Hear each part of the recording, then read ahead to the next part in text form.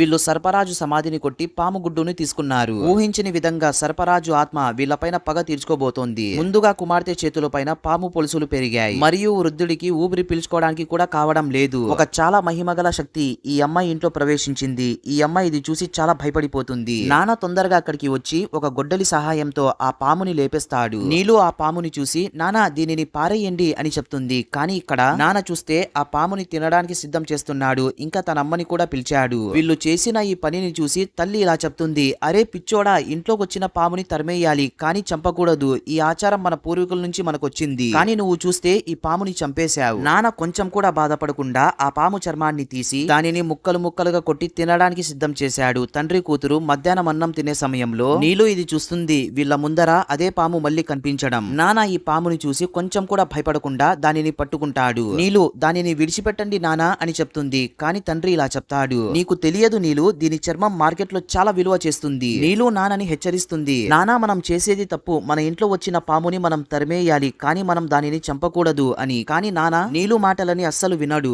Sudden గా అప్పుడే ఒక సన్యాసి ఈమె ఇంటి ముందుకొచ్చి తాగడానికి నీళ్లు అడుగుతుంది. నీలు ఈ సన్యాసిని లోపలికి ఆహ్వానించి తాగడానికి నీళ్లిస్తుంది. సన్యాసి నీళ్లు తాగే సమయంలో ఇది గమనిస్తుంది. ఇంకా ఈమె తొందరగా ఆ బోల్ ని పగలగొట్టి ఇలా చెప్తుంది, మీకు ఎంత ధైర్యం, మీరు ఒక చాలా శక్తి గల ఒక పాముని చంపి దానిని తినడానికి. మిమ్మల్ని ఆ పాము అస్సలు వదిలిపెట్టదు అని చెప్పి అక్కడి నుంచి వెళ్లిపోతారు.